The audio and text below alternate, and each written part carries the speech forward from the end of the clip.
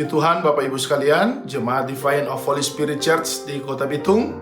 Mari kita akan berdoa setelah kita sudah memuji Tuhan, menyembah Tuhan di dalam mezbah keluarga kita masing-masing, ataupun setiap pribadi yang sudah menikmati hadirat Tuhan di dalam pujian dan penyembahannya. Kita akan menerima kebenaran firman Allah di dalam Getsemani Pray pada malam hari ini. Untuk itu puji Tuhan Bapak Ibu sekalian, kita akan berdoa supaya kebenaran ini yang akan menuntun kita, yang akan menolong kita, bahkan memberi kita pengharapan baru di dalam janji-janji Tuhan. Puji Tuhan, mari kita berdoa. Bersyukur kepada Allah yang baik, kepada Tuhan yang mengasihi kami semua pada malam ini. Kami Bapak Ibu sekalian, Jemaat Divine of Holy Spirit Church di Kota Bitung, kami menikmati kemurahan-Mu ya Tuhan.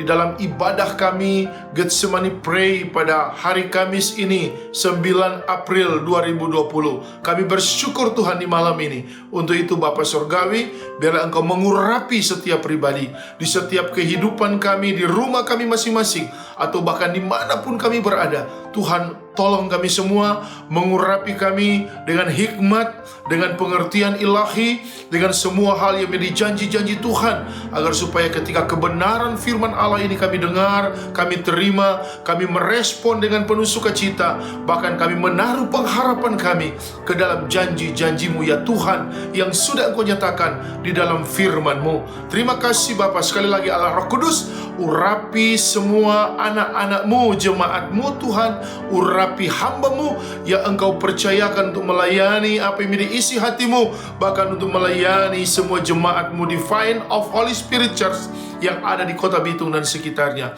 Terpujilah nama-Mu ya Allah, di dalam Kristus Yesus, Tuhan Allah yang baik, firman yang hidup dan berkuasa. Kami akan terima kebenaran-Mu. Haleluya. Amin. Puji Tuhan Bapak Ibu sekalian, pada malam hari ini di dalam ibadah kita Getsemani Pray yang kita sudah laksanakan sudah bertahun-tahun, sudah lebih dari 5 tahun berturut-turut, gereja kita Divine of Holy Spirit Church di Kota Bitung melaksanakan ya ibadah Getsemani Pray, di mana kita tahu di dalam Alkitab, di dalam firman Tuhan, malam sebelum Yesus akan ditangkap kemudian disalibkan, itu dia ada bersama murid-muridnya di satu taman Getsemani namanya. Ya, itulah firman Allah menulis.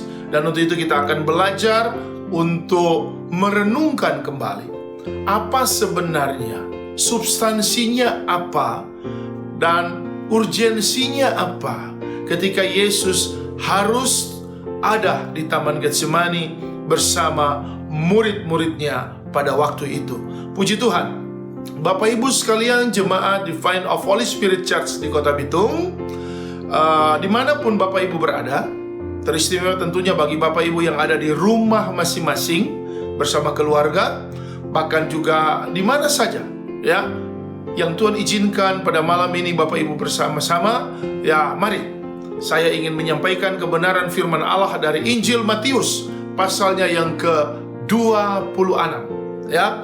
Injil Matius pasal yang ke-26, Bapak Ibu sekalian, ini sebenarnya banyak hal yang kita akan lihat di sini, sebagaimana Tuhan Yesus bersama murid-muridnya yang pada waktu itu ada di Taman Getsemani, dan mereka setelah melaksanakan perjamuan roti mereka, anggur mereka, ya perjamuan kasih mereka yang terakhir, Bapak Ibu sekalian, kemudian mereka ada di Taman Getsemani. Nah, untuk itu saya ingin menyampaikan lewat apa yang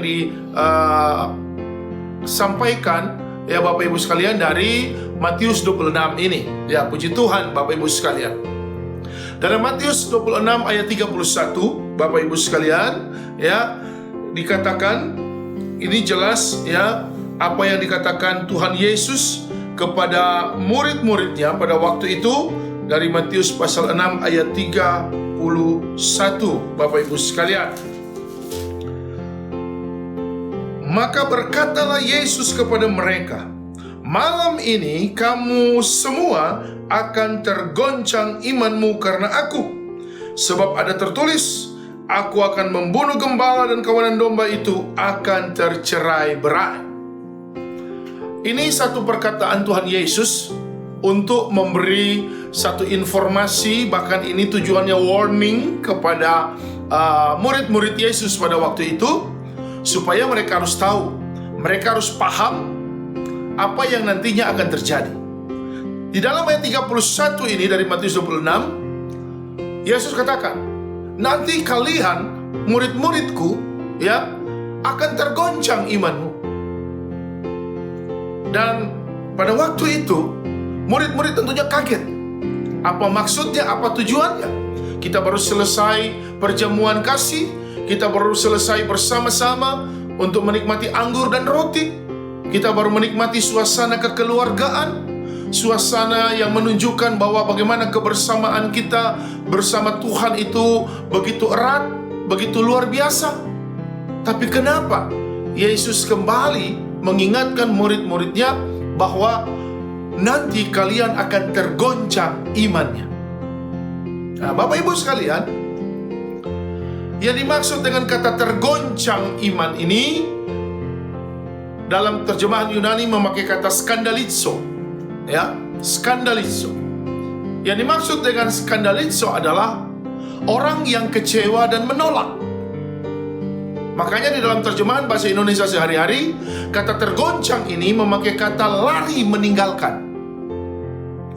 Artinya Yesus memberi satu informasi yang lebih dulu kepada murid-murid bahwa kalian jangan kaget.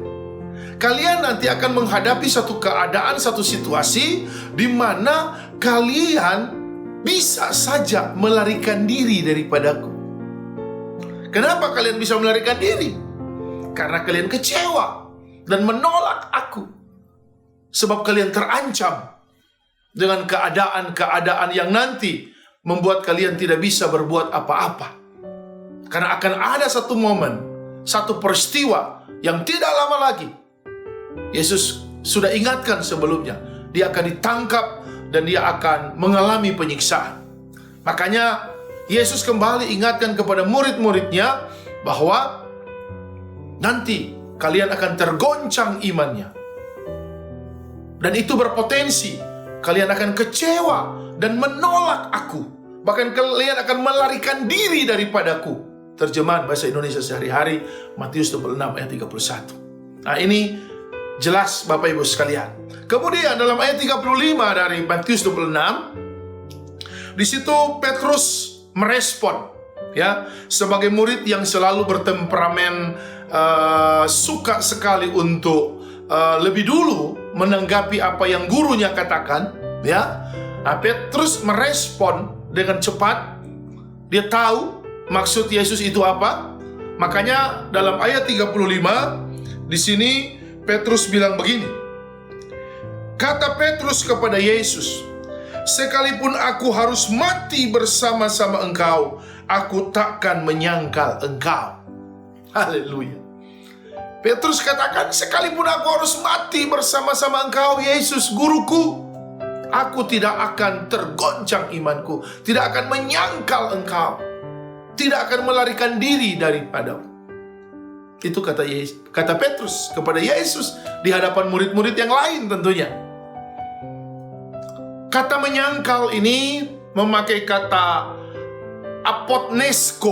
apotnesko dalam bahasa Yunani.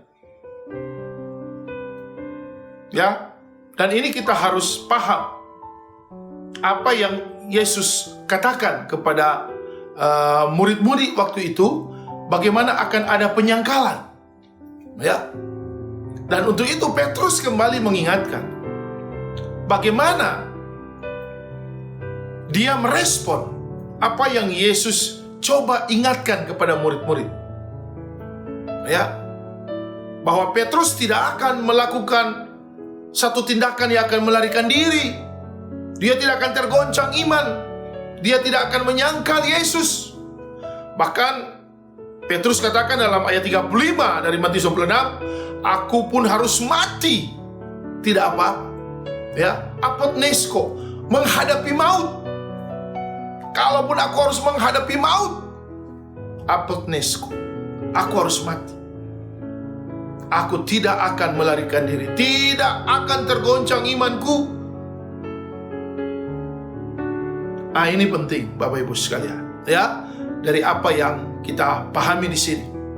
Dan ini penting juga untuk kita renungkan, karena saya juga berpikir selama ini kita memposisikan Yesus bergumul, Yesus menderita, Yesus kasihan, dia berpeluh darah, dia perlu dikasihani. Ya, artinya pergumulan Taman Getsemani ini membuat kita merasa berbelas kasihan karena Yesus harus menanggung penderitaan. Dia harus bergumul dengan itu. Saya kembali mau mengingatkan, substansinya sebenarnya bukan ada di situ. Apa yang jadi pergumulan Taman Getsemani, substansinya adalah apa yang ditulis dalam ayat 36 dan ayat 40, yang menyambung dari ayat 31 Matius 26 tadi. Bagaimana Yesus tahu murid-murid akan tergoncang imannya, mereka akan skandalizo, melarikan diri karena mereka kecewa dan menolak keadaan yang terjadi waktu itu. Maka mereka akan menghindar dari Yesus. Walaupun Petrus katakan dalam ayat 35, walaupun aku harus mati, aku tidak akan melarikan diri, aku tidak akan tergoncang iman. Walaupun aku harus menghadapi maut, apotnesko. Itu yang Petrus katakan. Tapi sebenarnya, kenapa Yesus bergumul di Taman Getsemani? Bukan persoalan Yesus menghadapi salib, bukan persoalan Yesus akan disiksa, bukan persoalan Yesus akan mengalami tindakan-tindakan yang membuat dia menderita. Bukan itu. Yesus maha tahu, dia Allah yang berkuasa. Nubuatan dia bagaimana akan menghadapi maut sudah dinubuatkan beribu-ribu tahun sebelum peristiwa itu. Dia Allah, tidak perlu dikasihani. Dia Tuhan, tidak perlu kita bela. Makanya kita lihat substansi kenapa Yesus bergumul sebenarnya.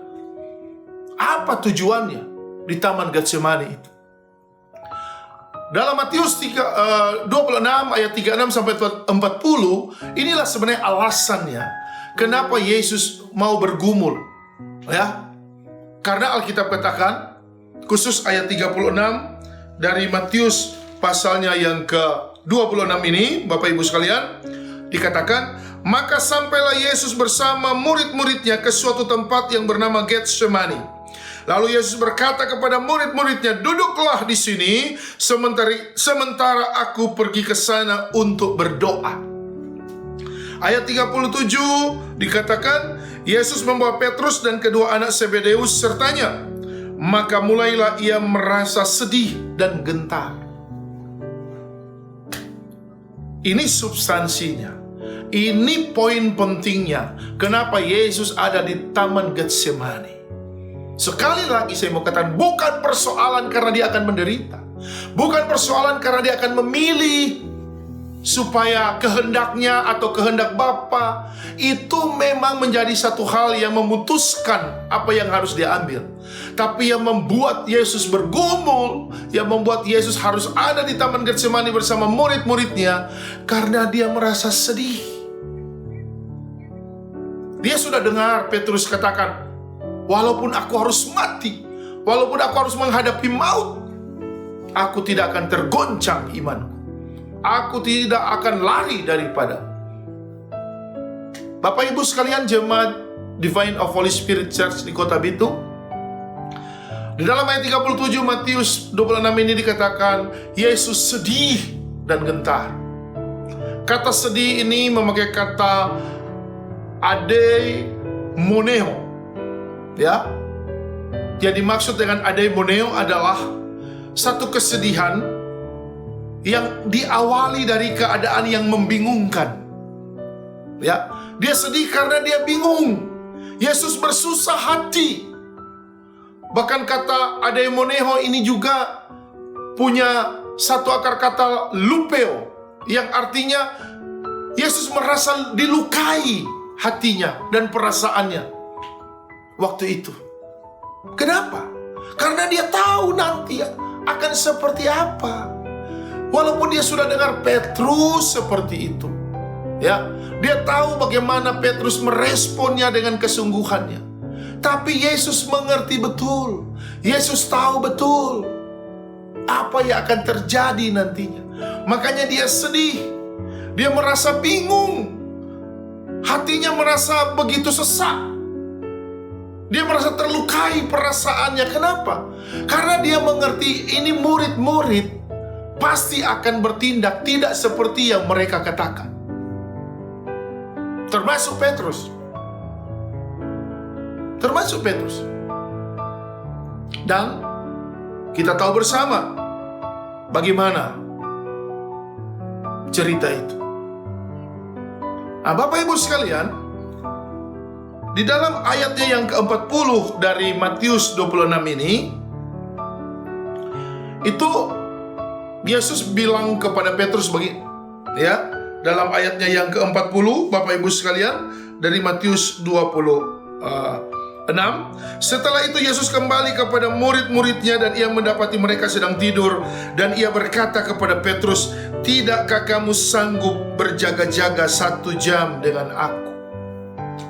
Bapak Ibu yang kekasih di dalam Tuhan, kenapa Petrus menjadi tokoh penting di Taman Getsemani? Apa tujuan Yesus? Apa maksud Yesus? Sehingga dia mengajak Petrus untuk ikut berdoa, berpisah dari murid yang lain, bahkan dengan mengajak 2 murid anak Zebedeus untuk bersama-sama dengan dia. Karena Yesus tahu apa yang akan dialami oleh mereka, termasuk oleh Petrus. Walaupun Yesus sudah dengar, Petrus tidak akan menyangkal, dia tidak akan melarikan diri, dia tidak akan melakukan hal-hal yang membuat dia kecewa dan menolak apa yang terjadi. Tapi Yesus tahu. Yesus sudah katakan, sebelum ayam berkokok, engkau pasti menyangkal aku. Nah, ini penting. Kenapa Yesus menyuruh Petrus harus berjaga-jaga dalam ayat yang ke-40? Kata berjaga-jaga ini memakai kata isko dalam bahasa Yunani. Yang dimaksud dengan isko adalah bagaimana Petrus harus bertahan untuk tidak takut. Ya, bagaimana dia harus kuat untuk bisa berani. Itulah kata isko. Dalam Dictionary of Bible dikatakan to have power, atau juga dikatakan to be strong. Berjaga-jaga itu. Jadi Petrus harus berani bertahan. Dia jangan takut, dia harus berani. Karena nanti akan ada peristiwa, akan ada momentum bagaimana dia diuji dengan apa yang dia katakan, aku tidak takut mati, dalam ayat 35. Ya, apotnesko. Sekalipun menghadapi maut, aku tidak akan tergoncang imanku. Aku tidak akan lari daripadamu. Aku tidak akan menolak dan kecewa kepadamu. Makanya Yesus kembali katakan, berjaga-jaga Petrus, isko. Jadilah kuat, bertahanlah untuk tidak takut. To be strong, to have power. Karena bagaimanapun akan ada momentum nantinya, situasi, kondisi, satu peristiwa yang akan membuat engkau diuji sesuai dengan perkataanmu atau tidak. Imanmu akan diuji kualitasnya, apakah sesuai dengan apa yang Yesus kehendaki atau tidak. Nah, ini penting Bapak Ibu sekalian, ya, untuk kita semua. Mari kita memahami ini. Jemaat Divine of Holy Spirit Church di Kota Bitung, apapun yang Tuhan bisa izinkan, kita harus tetap yakin dan percaya. Pergumulan Getsemani memiliki satu perenungan yang luar biasa untuk kita. Satu hal yang Yesus punya kerinduan, supaya kita berjaga-jaga, kita menjadi kuat untuk bertahan, dan kita dapat untuk menghadapi segala keadaan, segala situasi dengan keberanian kita. Untuk percaya tentunya kepada Tuhan. Bukan berani karena kita tidak takut manusia, bukan berani karena kita merasa kita hebat, Karena kita merasa kita orang yang punya kekuatan, punya kekuasaan, punya kekayaan, dan kita anggap kita tidak bisa dikalahkan oleh siapapun. Bukan persoalan itu. Akan ada satu momentum, satu peristiwa, satu kejadian yang Tuhan izinkan, dan kita akan diuji. Apakah kita akan menjadi orang-orang yang tergoncang imannya atau tidak? Nah, ini yang Yesus kenapa harus ada di Taman Getsemani. Sekali lagi Bapak Ibu, bukan persoalan kita mengasihani dia karena dia menderita. Bukan persoalan Yesus harus memilih dan dia tidak bisa berbuat apa-apa. Bukan persoalan itu. Dia Allah Maha Tahu. Dia Tuhan. Dia sudah tahu apa yang akan terjadi, apa yang akan dialami. Beribu-ribu tahun sebelumnya nubuatan demi nubuatan sudah dikatakan bagaimana anak Allah yang hidup itu akan mengalami keadaan-keadaan sulit. Dia akan menderita, bahkan menyerahkan nyawanya. Jadi kita jangan melihat substansi Taman Getsemani karena kita mau berbelas kasihan kepada Yesus. Memang dia akan punya pilihan. Karena pilihannya dia takut kalau dia tinggalkan murid-murid, apa yang akan terjadi? Mereka akan menjadi orang-orang yang binasa. Mereka tidak akan lagi menikmati pengharapan mereka yang hidup sebagai orang yang sudah mengenal kebenaran. Yesus merasa percuma hidup di dunia, punya murid, lantas mereka melarikan diri karena keadaan-keadaan yang sulit. Makanya perlu dia kembali untuk katakan bagaimana mereka harus berjaga-jaga, isko, untuk berani bertahan, tidak takut, karena mereka punya kekuatan. Ya, mereka mampu menghadapi apapun. To have power and to be strong. Isko. Itu yang Yesus katakan kepada Petrus. Ya. Bagaimana harus berjaga-jaga. Karena memang Bapak Ibu sekalian, kalau kita melihat situasi kondisi yang ada, ini menunjukkan bagaimana murid-murid waktu itu memang bertindak seperti yang Yesus sudah tahu, sudah prediksi. Karena memang dia Tuhan, dia Allah. Dia tahu apa yang akan terjadi kemudian. Karena dalam Matius 26 ayat 56, semua murid itu melarikan diri. Tidak ada satupun yang tersisa ketika Yesus sudah ditangkap. Ketika Yesus sudah menghadapi resikonya untuk disalibkan, melarikan diri.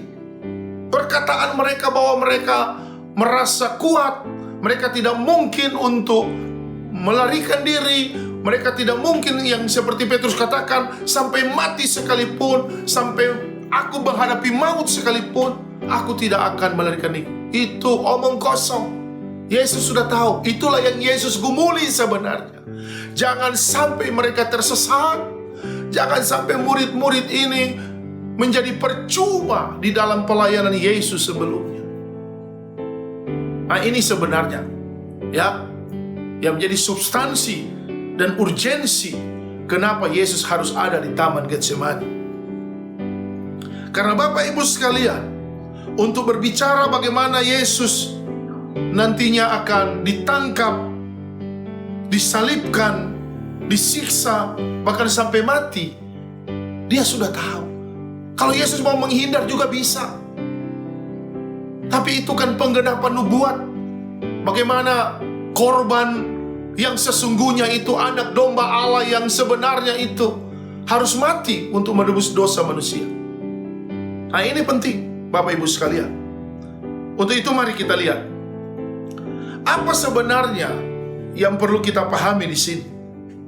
Kalau kita melihat kebenaran firman Allah ini, khusus untuk Petrus, kita lihat Bapak Ibu sekalian, kenapa Petrus menjadi tokoh penting seperti yang saya katakan tadi. Ya, kenapa? Karena Yesus tahu Petrus ini akan menjadi contoh bagaimana kehidupan orang percaya nantinya. Ya, karena dia dia salah seorang murid dari murid-murid Yesus yang lain. Dan Petrus akan menjadi contoh. Karena Yesus tahu semua akan menghindar, semua akan melarikan diri. Makanya Petrus itu secara khusus dipanggil. Karena Yesus tahu apa yang akan Petrus lakukan sebenarnya. Ya, kita lihat dalam ayat yang ke-70 Bapak Ibu sekalian, dari Matius pasal 26. Dikatakan dalam ayat yang ke-70, tetapi Petrus menyangkalnya di depan semua orang. Katanya, "Aku tidak tahu apa yang engkau maksud." Ketika Yesus ditangkap, ada seorang hamba perempuan yang melihat Petrus. Rupanya dia kenal bahwa Petrus ini murid Yesus. Dan hamba perempuan ini bilang, ini dia juga salah satu dari murid Yesus, pengikutnya. Alkitab katakan dalam Matius 26 ayat 70, Petrus menyangka. Kata menyangkal ini memakai kata arneomai. Artinya, Petrus itu tidak mengaku dia berdusta karena dia mau menghindar. Ya, itu yang pertama. Ini tingkatan penyangkalan yang dianggap biasa, semua orang bisa lakukan, ya, dimana orang itu bisa tidak mengaku, dia bisa berdusta karena dia mau menghindar sesuatu. Ya, apakah dia merasa dia takut karena salah, atau karena dia melakukan tindakan-tindakan yang mungkin membuat ada hal-hal yang dia hianati, atau mungkin itu hal-hal yang memang tidak bisa diterima oleh orang lain. Sehingga ketika dia merasa dituduh, ketika dia merasa harus bertanggung jawab, ya, dia melakukan tindakan penyangkalan, arneomai. Dia tidak mau mengaku, dia berdusta karena dia mau menghindar.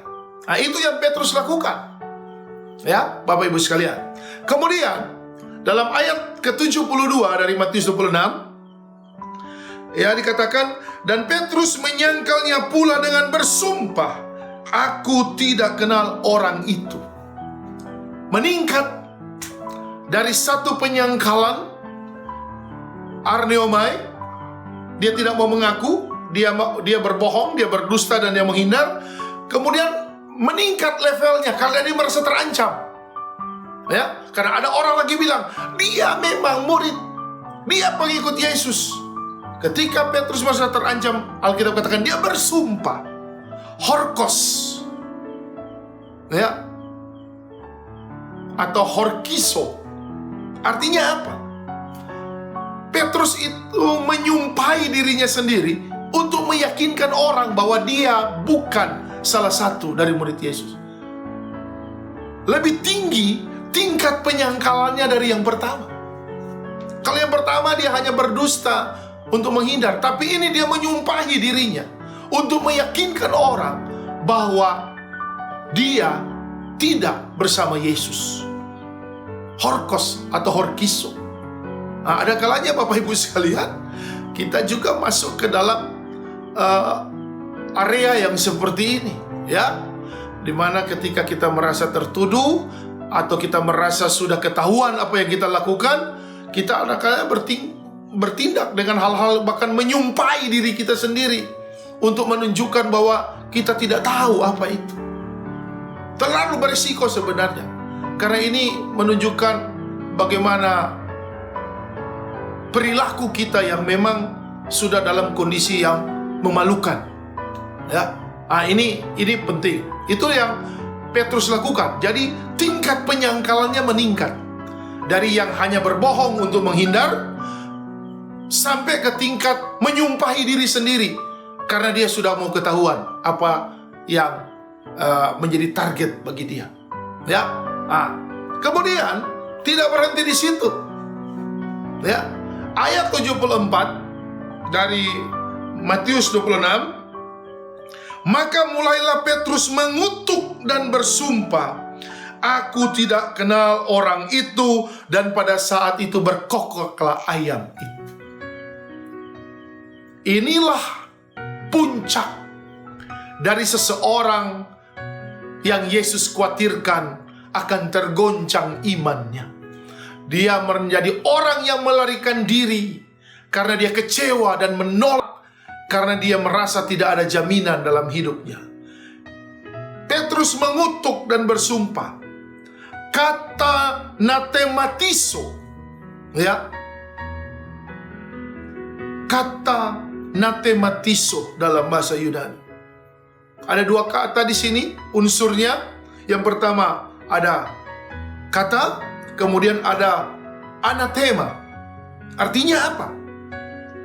Kata itu melawan, menentang, dan anatema itu bersumpah dengan tujuan sama sekali tidak tahu terhadap apa yang disangkakan. Jadi memang Petrus sudah menunjukkan dia melawan, dia menentang, dan dia membuktikan bahwa dia tidak tahu sama sekali apa yang disangkakan kepada dia, apa yang dituduhkan kepada dia. Dia ingin memutarbalikan fakta.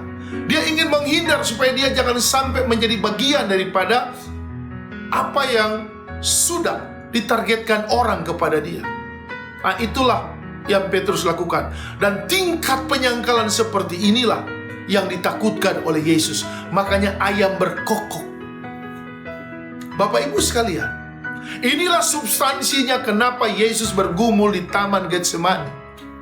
Karena dia tahu murid-muridnya akan menghindar, melarikan diri.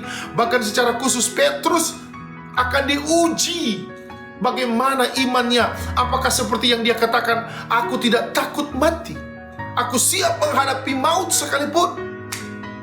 Ternyata tidak. Malah Petrus punya tingkatan penyangkalan yang sangat-sangat mempengaruhi kehidupannya. Dia sungguh-sungguh ketakutan. Bapak Ibu sekalian, ini juga yang penting untuk kita renungkan, ya. Bagaimana kita hidup sebagai orang percaya? Ada banyak hal yang bisa membuat kita takut. Ada banyak perkara yang membuat kita bisa menjadi orang-orang yang mungkin tertuduh dengan keadaan, dipaksa untuk mengakui segala sesuatu yang bisa terjadi. Dan saya tidak tahu sampai sejauh mana kita bisa mengelak, sampai sejauh mana kita bisa berargumen, sampai sejauh mana kita bisa beralibi, sampai sejauh mana mungkin kita merasa kita bebas dan orang tidak mampu untuk salahkan kita, atau orang tidak mampu untuk membuktikan kesalahan kita. Dan kita merasa kita hebat, kita merasa kita luar biasa. Tapi saya mau katakan, di dalam kekristenan, engkau tidak akan pernah melihat pengharapan yang lebih baik. Di dalam imanmu kepada Yesus Kristus, engkau sudah menyangkali Dia. Kita menjadi bagian orang-orang yang melarikan diri, skandaliso, kecewa, menolak, karena kita pikir Yesus tidak sanggup untuk menolong kita.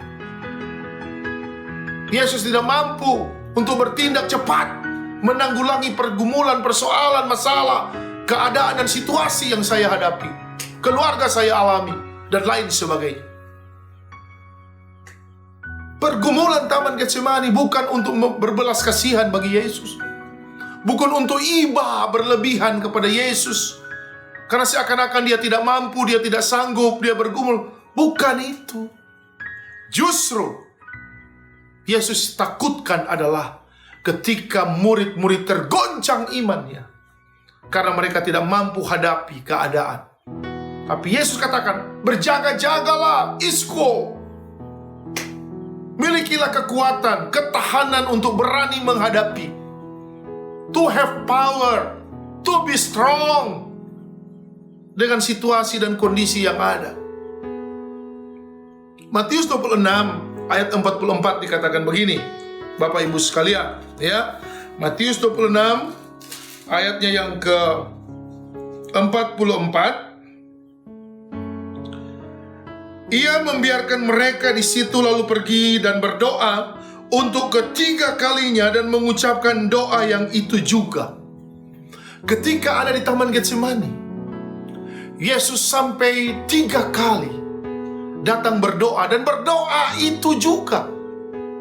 Saya pikir apa yang membuat Yesus harus berulang kali berdoa sampai 3 kali ketika dia mendapatkan murid-muridnya tidak bisa berjaga-jaga, termasuk Petrus.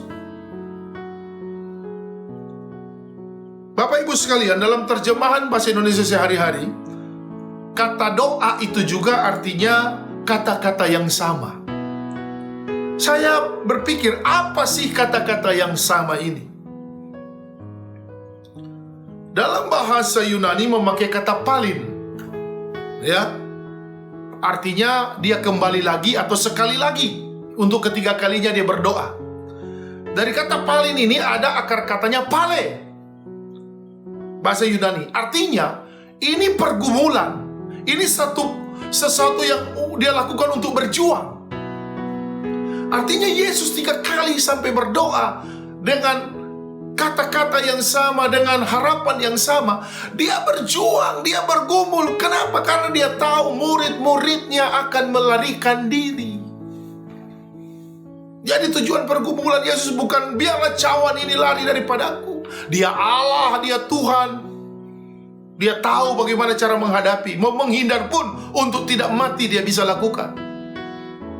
Tapi yang Yesus lebih punya beban dan pergumulan adalah karena dia melihat kondisi yang sebenarnya akan seperti apa nanti. Maka sampai 3 kali dia berdoa. Palin. Ya, dia kembali lagi, sekali lagi. Pale. Dia berjuang, dia bergumul dengan keadaan itu. Nah, ini penting Bapak Ibu sekalian. Ya, Jemaat Divine of Holy Spirit Church Kota Bitung, mari kita lihat apa sebenarnya substansi dan urgensinya pergumulan Taman Getsemani itu. Objeknya bukan Yesus, ya, tapi kita, orang percaya. Saya dan Bapak Ibu Jemaat Divine of Holy Spirit Church yang luar biasa. Kitalah yang harus berjaga-jaga. Kitalah yang harus memahami akan ada kegoncangan-kegoncangan iman. Dan untuk itu jangan sampai kita menyangkal. Jangan sampai kita berargumen, bahkan punya alibi, seakan-akan kita merasa Tuhan sudah tidak mampu menolong kita. Bapak Ibu sekalian, mari kita lihat ini, ya. Matius 24 ayat 42, Bapak Ibu sekalian. Ini masih punya korelasi dengan Matius 26, karena di sini juga merupakan bagian daripada firman Allah ini menunjukkan bagaimana Yesus mengajar supaya semua orang percaya termasuk murid-muridnya untuk berjaga-jaga. Ya. Dalam Matius 24 di dalam ayat 42 dikatakan, karena itu berjaga-jagalah, sebab kamu tidak tahu pada hari mana Tuhanmu datang. Bapak Ibu sekalian, Yesus sudah mulai mewarning murid-muridnya, berjaga-jaga, karena kamu tidak tahu kapan Tuhanmu datang. Banyak orang berpikir ini kiamat, ini akan ada kegoncangan-kegoncangan yang luar biasa. Dalam arti kata, bagaimana nanti mungkin akan terbelah langit lah, akan terjadi hal-hal yang menakutkan lah, dan lain sebagainya. Ya, mungkin ada penafsiran seperti itu. Tapi saya melihat yang dimaksud dengan kapan hari Tuhan ini akan datang, itu juga menyangkut apa yang dikatakan di dalam ayat 36 daripada Matius pasal 24. Tetapi tentang hari dan saat itu tidak seorang pun yang tahu. Malaikat-malaikat di sorga tidak, dan anak pun tidak, hanya Bapa sendiri. Ketika Tuhan izinkan apa yang dikehendakinya, hari itu datang, Bapak Ibu sekalian, tidak ada satu manusia yang bisa menghindar. Alkitab katakan hari Tuhan itu datang. Apa yang dimaksud dengan hari Tuhan yang datang? Kata datang itu memakai kata erkomai. Ya, kata datang itu memakai kata erkomai, atau sesuatu yang menimpa. Ya, sesuatu yang akan menimpa. Itulah kata datang, hari Tuhan yang akan datang, erkomai. Markus 5 ayat 26, di ayat itu ada satu kata yang mengatakan keadaan semakin buruk. Kata keadaan semakin buruk dalam Markus 5 ayat 26 itu diterjemahkan dengan erkomai. Lukas 15 ayat 17 ada juga kata yang di situ ditulis menyadari keadaan. Itu juga ditulis dengan erkomai. Berarti kata yang dimaksud dengan hari Tuhan datang, yaitu kata datang erkomai ini adalah sesuatu yang akan menimpa dengan keadaan yang buruk supaya manusia menyadari keadaan itu. Itulah erkomai. Hari Tuhan akan datang. Malaikat-malaikat di sorga pun tidak tahu. Anak pun tidak, hanya Bapa. Dan kalau keadaan itu datang, ya, erkomai, keadaannya akan semakin buruk, akan menimpa siapapun, dimanapun. Dan ini perlu kita renungkan. Apakah situasi dan keadaan sekarang yang semakin buruk menunjukkan inilah cara Tuhan untuk menghadirkan pribadinya supaya kita mengakui siapa Dia, Allah kita, sebagaimana Dia sudah bergumul di Taman Getsemani, supaya murid-muridnya termasuk Petrus jangan sampai menyangkali Dia, jangan tergoncang imannya, karena ada keadaan-keadaan yang nantinya bisa buruk, bisa menimpa siapapun. Dan itulah yang perlu dihadapi, untuk berjaga-jaga dengan berdoa, untuk berjaga-jaga dengan beriman, untuk berjaga-jaga, karena kita tahu ketika kita berjaga-jaga, maka kita akan kuat, kita bisa bertahan, dan kita berani untuk menghadapi apapun. Karena Tuhan membackup kita. Dia Allah kita. Dia sanggup melakukan segala sesuatu. Pergumulan Getsemani sebenarnya memberi kita pesan. Sekali lagi, bukan kita mengasihani Tuhan, bukan kita merasa iba dengan Tuhan. Dia Allah sanggup untuk keluar dari persoalan itu. Dia raja di segala raja. Dia sanggup mengalahkan Pilatus sekalipun di zaman itu. Dia punya prajurit tentara sorgawi yang sanggup untuk meluluh lantahkan semua tentara Romawi di zaman itu. Dia Allah yang sanggup. Tapi kalau Yesus bergumul di Taman Getsemani, karena Yesus tahu akan ada waktunya, akan tiba saatnya mereka tergoncang imannya. Murid-murid itu akan tergoncang. Bahkan Petrus akan menyangkal dia dengan sangat-sangat serius, dengan tingkatan penyangkalan yang benar-benar menunjukkan bahwa dia melarikan diri dari Tuhan. Dia tidak mampu dengan berani untuk hadapi ancaman.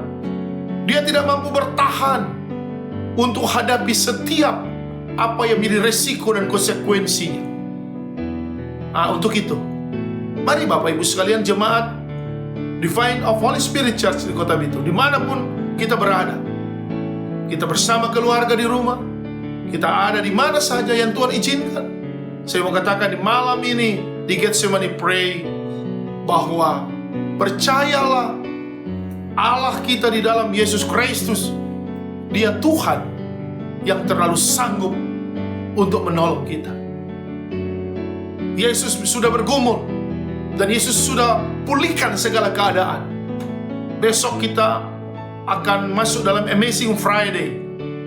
Kita lihat ada banyak hal yang Tuhan bisa izinkan, ya.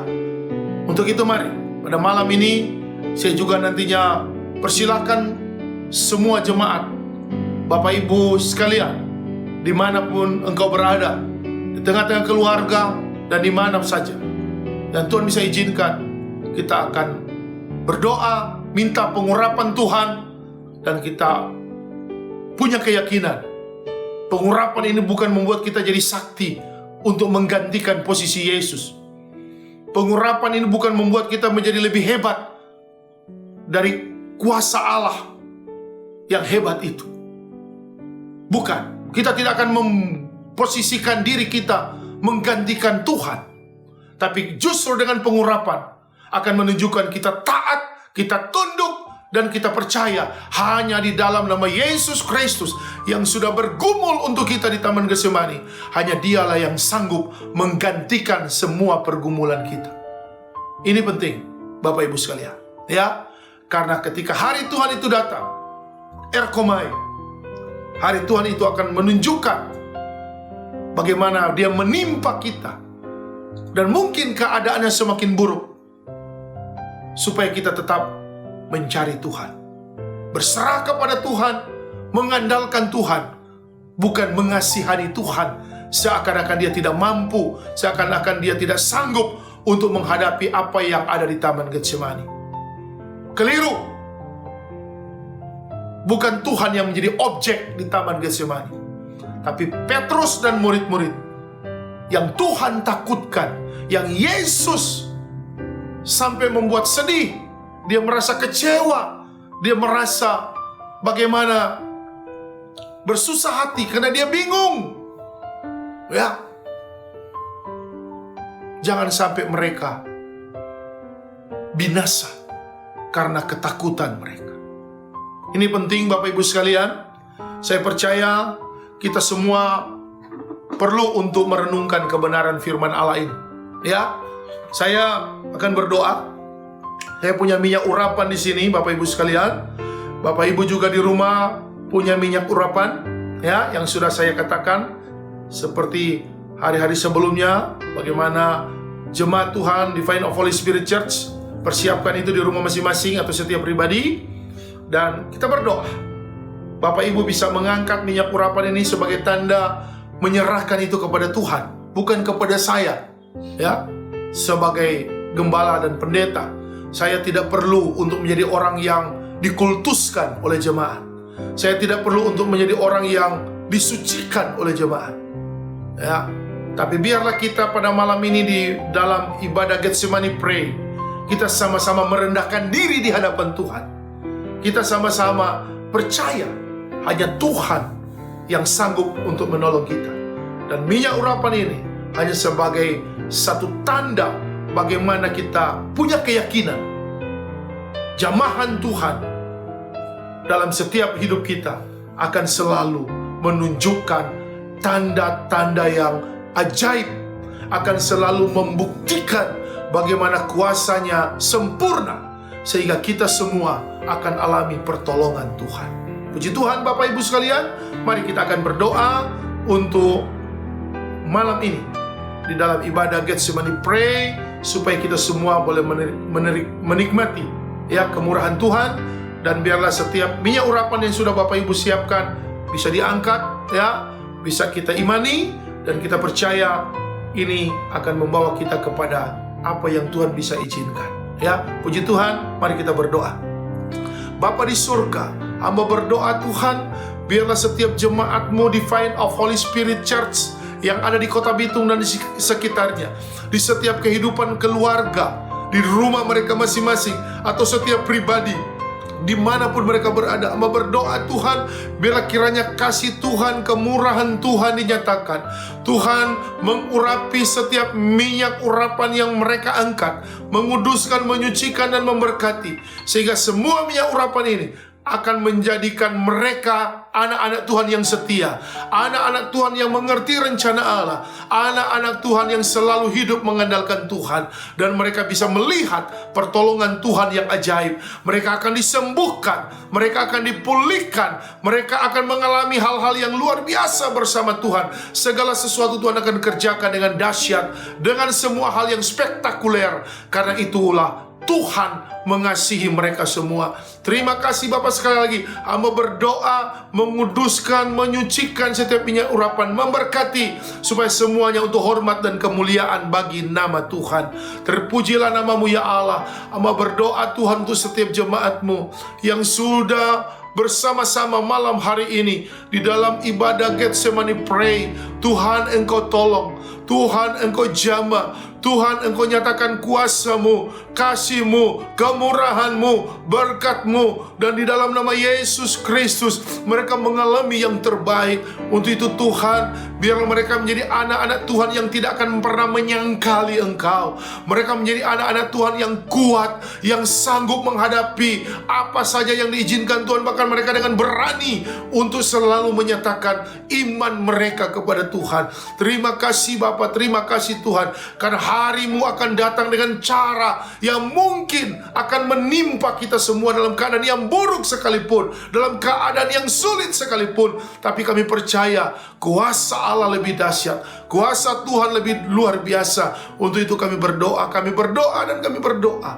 Tuhan yang akan menolong semua kami, Tuhan yang akan menyertai kami, Tuhan akan mengurapi kami semua. Terima kasih Bapa, terima kasih. Dan Tuhan Yesus, Engkau tolong semua jemaat-Mu Divine of Holy Spirit Church yang ada di Kota Bitung dan sekitarnya, bahkan dimanapun berada. Diberkatilah mereka dengan kesehatan, kekuatan, hikmat, akal budi, damai sejahtera, sukacita dari Tuhan. Setiap mereka yang punya profesi, punya karir, punya pekerjaan, tugas, dinas, bisnis, usaha, sekolah, kuliah, atau apapun yang mereka cita-citakan, diberkati, diurapi, dan dibuat Tuhan sukses, berhasil, luar biasa. Terima kasih. Berkati setiap keluarga dan rumah tangga anak-anak-Mu Tuhan, jemaat-Mu Divine of Holy Spirit Church, dimanapun berada, diberkati dengan keharmonisan, kerukunan, kebahagiaan, dan semua hal yang indah bersama Tuhan akan dinyatakan senantiasa. Terima kasih Bapa, terima kasih Tuhan. Terpuji-pujilah nama-Mu, diagungkanlah nama-Mu. Berdoa Tuhan, biarlah dalam doa pergumulan Getsemani Pray ini, Engkau juga selalu memberi kekuatan, kemampuan kepada pemerintah kami Tuhan. Beri hikmat, kebijaksanaan, baik dari tingkat pusat secara nasional, tingkat provinsi Sulawesi Utara, bahkan di tingkat Kota Bitung. Kami serahkan dalam tangan Tuhan semua yang menjadi bagian dari apa yang kehendaki Tuhan itu dinyatakan, supaya pemerintah kami semakin hari semakin merasakan pertolongan Tuhan. Mereka punya kebijakan-kebijakan yang diurapi Tuhan. Mereka bersinergi dari lintas institusi. Mereka bisa melakukan semua yang terbaik dan semua hal yang untuk semua demi kesehatan, demi kehidupan yang sejahtera bagi masyarakat Indonesia, masyarakat Sulawesi Utara, bahkan yang ada di Kota Bitung. Terima kasih Tuhan, terima kasih. Kami percaya Tuhan akan menolong, bahkan Engkau akan menjauhkan dari setiap penularan, infeksi, ataupun yang menjadi apa saja virus COVID-19. Tuhan tolong supaya itu tidak terjadi, diminimalisir. Bahkan Tuhan tolong supaya semuanya bebas dengan ketakutan-ketakutan ini. Tuhan urapi segala sesuatu, Tuhan jamah, dan Tuhan pulihkan. Terima kasih Bapa. Kami hanya percaya kepadamu ya Yesus Kristus, karena kami tahu hanya Engkau yang setia, hanya Engkau yang sanggup untuk menolong, dan hanya Engkau yang sanggup melakukan lebih daripada manusia manapun yang bisa lakukan. Terima kasih Bapa. Terima kasih Tuhan. Biarlah kehendak-Mu yang jadi, kuasa-Mu yang jadi, dan segala hormat, pujian, kemuliaan dikembalikan kepada Engkau. Terima kasih Bapa, terima kasih. Jemaat Tuhan, mari Engkau terima berkat dan damai sejahtera yang berlimpah-limpah dari Allah Bapa kita. Kasih karunia, anugerah, dan keselamatan yang kekal di dalam Yesus Kristus Tuhan kita. Penyertaan, penghiburan, kekuatan dari Allah Roh Kudus akan terus menyertai hidup kita semua mulai dari detik malam ini sampai Maranatha Yesus datang kembali kedua kalinya menjemput anak-anak Tuhan yang tetap setia beriman, beribadah, melayani, dan hidup dalam pembelaan dan pertolongan Tuhan. Haleluya, amin. Puji Tuhan Bapak Ibu sekalian. Pada kesempatan malam hari ini, saya sangat senang bersama dengan Bapak Ibu sekalian, jemaat Divine of Holy Spirit Church Kota Bitung. Dan tentunya harapan saya sebagai gembala, sebagai pemimpin rohani untuk Bapak Ibu sekalian, untuk selalu mari kita tetap menunjukkan sikap-sikap yang menghormati, menghargai, dan mendukung apa yang menjadi keputusan dan kebijakan pemerintah, karena ini juga untuk kebaikan kita bersama. Dan kita tahu ada hal-hal yang memang hari-hari ini ya adalah yang lebih serius dengan kondisi yang kita hadapi, situasi yang kita alami. Mungkin bukan masalah COVID-19, tapi ada hal-hal yang Tuhan izinkan dengan versi-versi kita masing-masing, situasi, kondisi, keadaan kita masing-masing. Tapi sebagai hamba Tuhan tentunya, dan saya bersama Ibu Gembala selalu berdoa, ya, selalu kita membawa nama-nama Bapak Ibu sekalian sebagai orang-orang yang dikasihi Tuhan untuk mendapatkan kemurahan Tuhan. Dan doa kita bersama, kesepakatan doa kita di dalam iman dan pengharapan kita, pasti Yesus Kristus Tuhan dan Allah kita terlalu sanggup untuk menolong kita semua. Sekali lagi untuk jemaat Divine of Holy Spirit Church di Kota Bitung, besok kita ada ibadah Amazing Friday jam 2 siang. Dan saya berharap semua anggur hosti sudah bisa terdistribusi dengan baik, ya, sudah bisa diterima oleh setiap pribadi maupun keluarga, Bapak Ibu sekalian. Ya, kalaupun ada yang belum, saya berharap juga bisa berkoordinasi dengan gereja atau juga bisa menyesuaikan, ya, dengan satu tindakan yang kita bisa lakukan, ya, untuk memenuhi apa yang menjadi kebutuhan di dalam perjamuan kudus kita pada hari Jumat, ya, tanggal 10 April 2020. Kita akan ibadah Amazing Friday pada jam 2 siang. Dan kemudian nanti kita akan ibadah Paskah juga, Wonderful Sunday, pada hari Minggu tanggal 12 April 2020. Dan akhirnya kita juga punya persiapan untuk melaksanakan ibadah ini. Ya, puji Tuhan Bapak Ibu sekalian. Sekali lagi saya bersama Ibu Gembala selalu bersyukur dan terus, ya, menopang di dalam doa untuk kebersamaan kita semua, supaya Tuhan tetap menolong dan menyertai kita. Puji Tuhan, Tuhan memberkati.